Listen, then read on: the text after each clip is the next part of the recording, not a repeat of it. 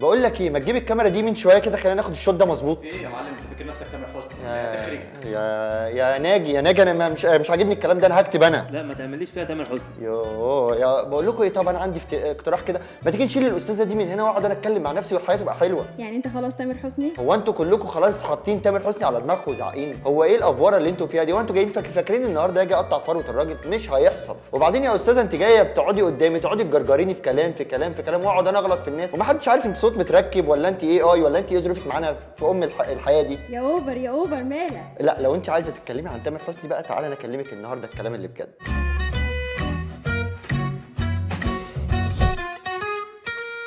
تامر حسني من ضمن مميزاته ان هو بجد شبهنا، راجل مصري كده زينا. قصدك يعني ظروفه قصه صعود مش والكلام قصه ده؟ صعود والكلام ده خالص، لا انا بتكلم ان هو راجل مصري اصيل شرقي بطبعه، اللي هو يوم ما ساب حبيبته في اول علاقاته كده راح عامل اغنيه اسمها حاجات علمتها لك وحاجات عايش ايام ما كنت معايا بريئه بتحلمي، بعديها راح عامل ايه، ارجع لك يعني حرق الدم، ده غير انت نسيتي نفسك وبقيتي بتحلمي وقصه كده. يسكت ما يسكتش، راح رازعها على طول بالوحيده اللي انا حبيتها انا كنت فاكرها ليا واتريها لاي حد. راجل هو يا نهار اسود ما بيسكتش، مش هيحلها. ده غير ان تامر حسني في حته تانية برضو بيفكرني بينا كده كرجاله، قال لك كل مره بشوفك فيها ببقى نفسي وراح عامل اغنيه اكتر حاجه بحبها فيكي هي دي، كلنا عارفين خلاص. يسكت ويسيبها، قال لك اعتذري اللي هيجي بعد خليه، انا خدت كل حاجه، شوفي عادي كان كام سنه، غسلتي لي بقى وطبختي لي وخلينا نصفي النيه ونعرف الراجل بيتكلم عن ايه. فده راجل مصري ما بيسيبش حقه، ما بيسيبش اي حاجه اصلا. ده غير ان هو شبهنا، شبه رجاله مصريين كده، هو غيور جدا. تصدق عندك حق، يعني تحس ده جدا في اغنيه لو حد ندهلك لك اعمل مش سامع برضاك مثلا. ما هو الراجل ما كذبش، الراجل عامل اغنيه مخصوص اسمها انا مصري، وبعديها راح عامل ايه،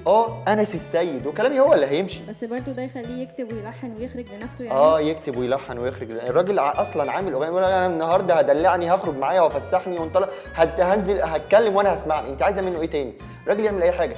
طب اكلمك الكلام اللي بجد، انت عارفه اغنيه بص بقى عشان تبقى عارف بتاعت شيرين؟